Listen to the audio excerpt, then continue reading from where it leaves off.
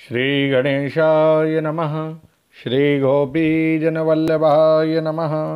श्रीमद्भागवत महापुराण चतुर्थ स्कंद अथ सप्तमोऽध्यायः। दक्ष यज्ञ की पूर्ति। श्री मैत्रेय जी कहते हैं, महाबाहो विदुर जी, ब्रह्मा जी के इस प्रकार प्रार्थना करने पर भगवान शंकर ने प्रसन्नतापूर्वक हंसते हुए कहा, सुनिए। श्री महादेव जी ने कहा, प्रजापते, भगवान की माया से मोहित हुए दक्ष जैसे ना समझो के अपराध की ना तो मैं चर्चा करता हूँ और ना याद ही। मैंने तो केवल सावधान करने के लिए ही उन्हें थोड़ा सा दंड दे दिया। दक्ष प्रजापति का सिर जल गया है, इसलिए उनके बकरे का सिर लगा दिया जाए। भगदेव मित्र देवता के नेत्रों से अपना यज्ञ भाग देखें।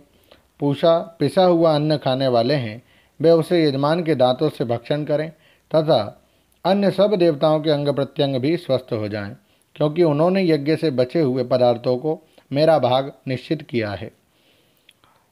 अध्वर्यु आदि याज्ञिकों में से जिनकी भुजाएं टूट गई है, वे अश्विनी कुमार की भुजाओं से, और जिनके हाथ नष्ट हो गए हैं, वे पूषा के हाथों से काम करें तथा भृगु के बकरे की सी दाढ़ी मूछ हो जाए। श्री मैत्रेय जी कहते हैं, वत्स विदुर, तब भगवान शंकर के वचन सुनकर सब लोग प्रसन्न चित्त से धन्य धन्य कहने लगे। फिर सभी देवता और ऋषियों ने महादेव जी से दक्ष की यज्ञशाला में पधारने की प्रार्थना की, और तब वे उन्हें तथा ब्रह्मा जी को साथ लेकर वहां गए। वहां जैसा जैसा भगवान शंकर ने कहा था, उसी प्रकार सब कार्य करके उन्होंने दक्ष की धड़ से यज्ञ पशु का सिर जोड़ दिया। सिर जुड़ जाने पर रुद्रदेव की दृष्टि पड़ते ही दक्ष तत्काल सोकर जागने के समान जी उठे। अपने सामने भगवान शिव को देखा। दक्ष का शंकर द्रोह की कालिमा से कलुषित हृदय उनका दर्शन करने से शरतकालीन सरोवर के समान स्वच्छ हो गया। उन्होंने महादेव जी की स्तुति करनी चाहिए, किंतु अपनी मरी हुई बेटी सती का स्मरण हो आने से स्नेह और उत्कंठा के कारण उनके नेत्रों में आंसू भर आए। उनके मुख से शब्द ना निकल सका। प्रेम से विह्वल परम बुद्धिमान प्रजापति ने जैसे तैसे अपने हृदय के आवेग को रोककर विशुद्ध भाव से भगवान शिव की स्तुति करनी आरंभ की।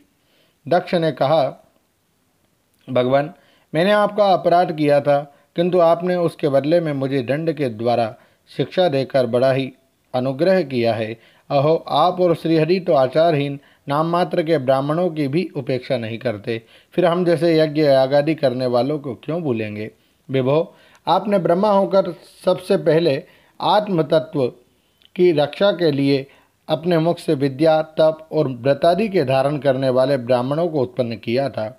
जैसे चरवाहा लाठी लेकर गौओं की रक्षा करता है, उसी प्रकार आप उन ब्राह्मणों की सब विपत्तियों से रक्षा करते हैं।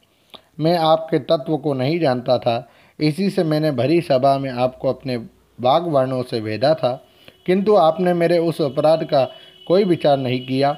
मैं तो आप जैसे पूज्यतम महानुभावों का अपराध करने के कारण नरकादि नीच लोकों में गिरने वाला था, परंतु आपने अपनी करुणा भरी दृष्टि से मुझे उबार लिया। अब भी आपको प्रसन्न करने योग्य मुझ में कोई गुण नहीं है, बस आप अपने ही उदारतापूर्ण बर्ताव से मुझ पर प्रसन्न हो। श्री मैत्रेय जी कहते हैं, आशुतोष शंकर से इस प्रकार अपना अपराध क्षमा कराकर दक्ष ने ब्रह्मा जी के कहने पर उपाध्याय, ऋत्विज आदि की सहायता से यज्ञ कार्य आरंभ किया। तब ब्राह्मणों ने यज्ञ संपन्न करने के उद्देश्य से रुद्रगण संबंधी भूत पिशाचों के संसर्ग जनित दोष की शांति के लिए 3 पात्रों में विष्णु भगवान के लिए तैयार किए हुए पुरोडाश नामक चरु का हवन किया। विदुर जी, उस हवि को हाथ में लेकर खड़े हुए अध्वर्यु के साथ यजमान दक्ष ने ज्यों ही विशुद्ध चित्त से श्रीहरि का ध्यान किया, त्यों ही सहसा भगवान वहां प्रकट हो गए। बृहत एवं रथंतर नामक साम स्तोत्र जिनके पंख हैं, उन गरुड़ जी के द्वारा समीप लाए हुए भगवान ने 10 दिशाओं को प्रकाशित करती हुई अपनी अंग कांति से सब देवताओं को तेज हर लिया। उनके सामने सबकी कांति फीकी पड़ गई। उनका श्याम वर्ण था, कमर में सुवर्ण की खरदनी तथा पीताम्बर सुशोभित थे। सिर पर सूर्य के समान देदीप्यमान मुकुट था। मुख कमल भौरव के समान नीली अलकावली और कांति में कुंडलों से शोभायमान था। उनके सुवर्णमय आभूषणों से विभूषित 8 भुजाएं थी, जो भक्तों की रक्षा के लिए सदा उद्यत रहती है।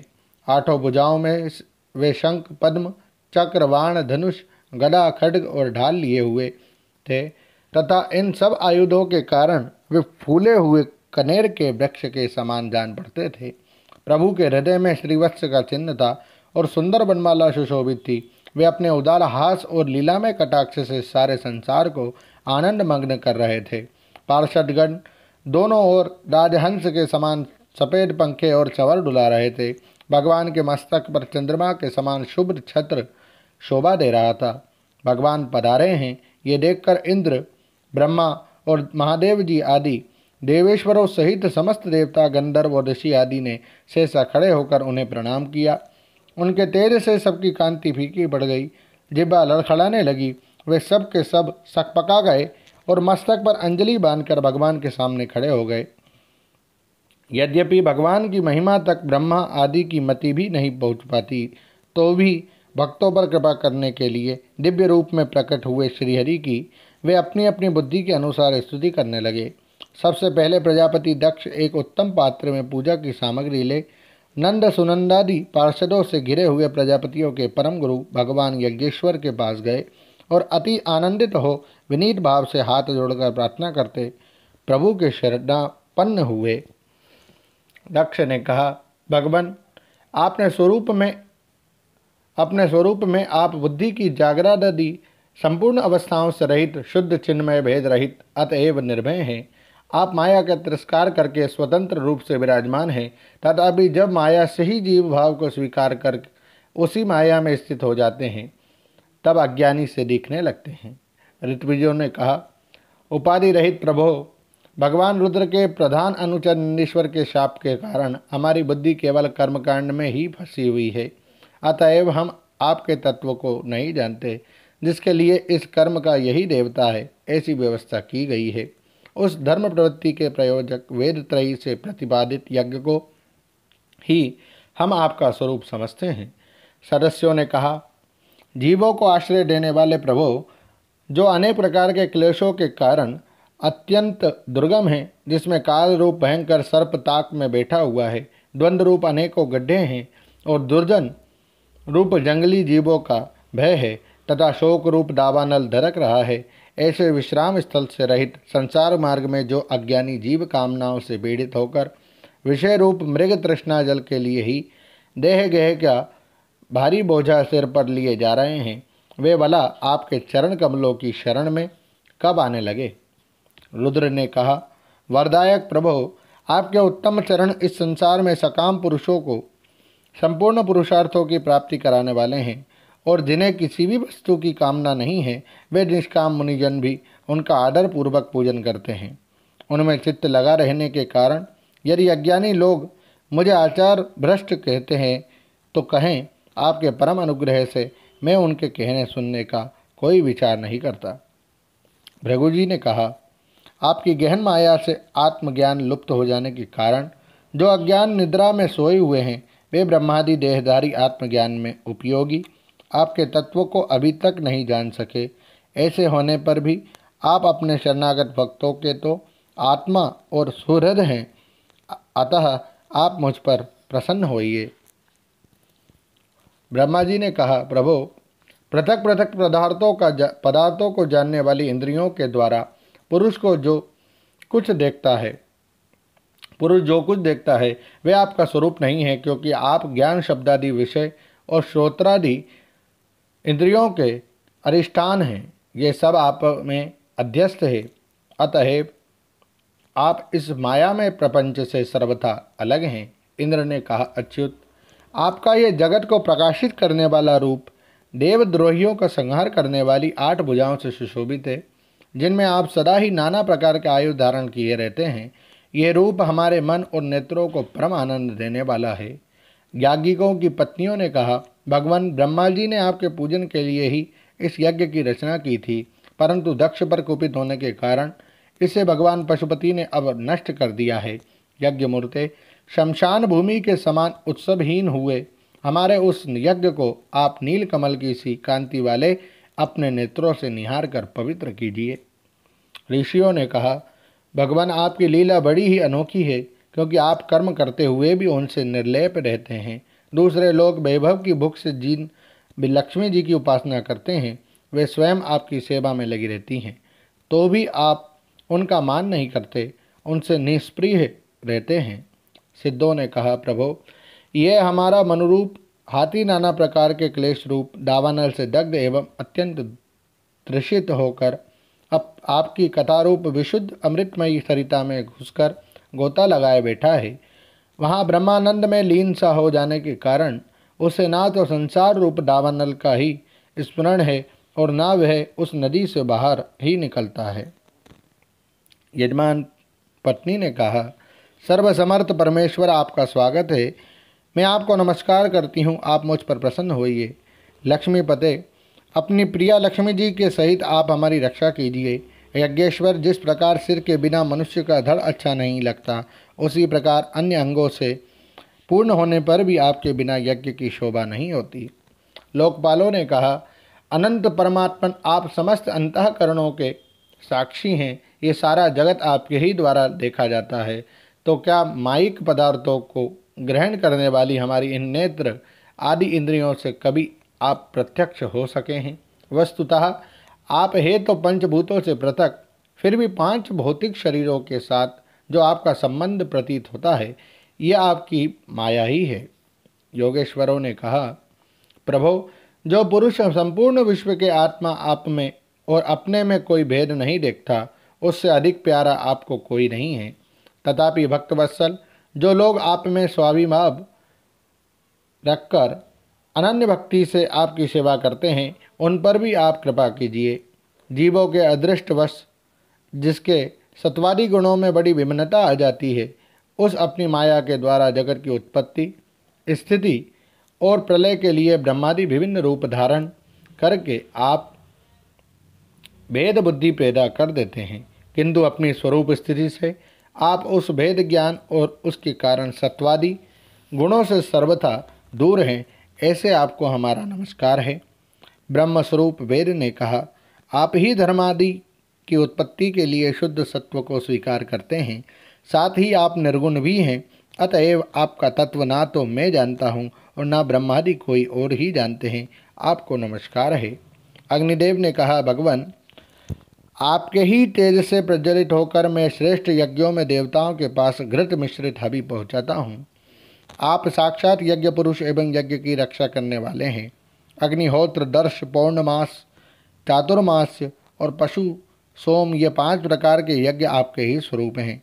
तथा आश्रावय अस्तु, श्रोषट, यजे, ये जजामहे और वषट, इन 5 प्रकार के यजुर्मंत्रों से आपका ही पूजन होता है। मैं आपको प्रणाम करता हूँ। देवताओं ने कहा, देव, आप आदि पुरुष हैं। पूर्व कल्प का अंत होने पर अपने कार्य रूप इस प्रपंच को उदर में लीन कर आपने ही प्रलयकालीन जल के भीतर शेषनाग के उत्तम शैया पर शयन किया था। आपके आध्यात्मिक स्वरूप का जन लोकादिवासी सिद्धगण भी अपने हृदय में चिंतन करते हैं। अहो, वही आप आज हमारे नेत्रों के विषय होकर अपने भक्तों की रक्षा कर रहे हैं। गंधर्वों ने कहा, देव, मरीचि आदि ऋषि और ये ब्रह्मा, इंद्र तथा रुद्रादि देवतागण आपके अंश के भी अंश हैं। महत्तम, यह संपूर्ण विश्व आपके खेल की सामग्री है। नाथ, ऐसे आपको हम सर्वदा प्रणाम करते हैं। विद्याधरों ने कहा, प्रभो, परम पुरुषार्थ की प्राप्ति के साधन रूप इस मानव देह को पाकर भी जीव आपकी माया से मोहित होकर इसमें मेरेपन का अभिमान कर लेता है। फिर वे दुर्बुद्धि अपने आत्मियों से तिरस्कृत होने पर भी असत विषयों की सी लालसा करता रहता है। किंतु ऐसी अवस्थाओं में भी जो आपके कथामृत का सेवन करता है, वह इस अंतःकरण के मोह को सर्वथा त्याग देता है। ब्राह्मणों ने कहा, भगवान, आप ही यज्ञ हैं, आप ही हवि हैं, आप ही अग्नि हैं, स्वयं आप ही मंत्र हैं, आप ही समिदा, कुशा और यज्ञपात्र हैं, तथा आप ही सदस्य, ऋत्विज, यजमान एवं उसकी धर्मपत्नी, देवता, अग्निहोत्र, स्वधा, सोमरस, घृत और पशु हैं। वेद मूर्ते, यज्ञ और उसका संकल्प दोनों आप ही हैं। पूर्व काल में आप ही अति विशाल वराह रूप धारण कर रसातल में डूबी हुई पृथ्वी को लीला से ही अपनी दाढ़ों पर उठाकर इस प्रकार निकाल लाए थे जैसे कोई गजराज कमलिनी को उठा लाए। उस समय आप धीरे धीरे गरज रहे थे और योगीगण आपका यह अलौकिक पुरुषार्थ देखकर आपकी स्तुति करते जाते थे। यज्ञेश्वर, जब लोग आपके नाम का कीर्तन करते हैं तब यज्ञ के सारे विघ्न नष्ट हो जाते हैं। हमारा यह यज्ञ स्वरूप सत्कर्म नष्ट हो गया था, अतः हम आपके दर्शनों की इच्छा कर रहे थे। अब आप हम पर प्रसन्न होइए, आपको नमस्कार है। श्री मैत्रेय जी कहते हैं, भैया विदुर, जब इस प्रकार सब लोग यज्ञ रक्षक भगवान ऋषिकेश की स्तुति करने लगे तब परम चतुर्दक्ष ने रुद्र पार्षद वीरभद्र के ध्वंस किए हुए यज्ञ को फिर आरंभ कर दिया।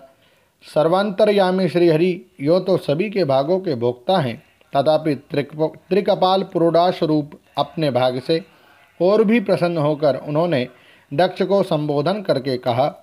श्री भगवान ने कहा,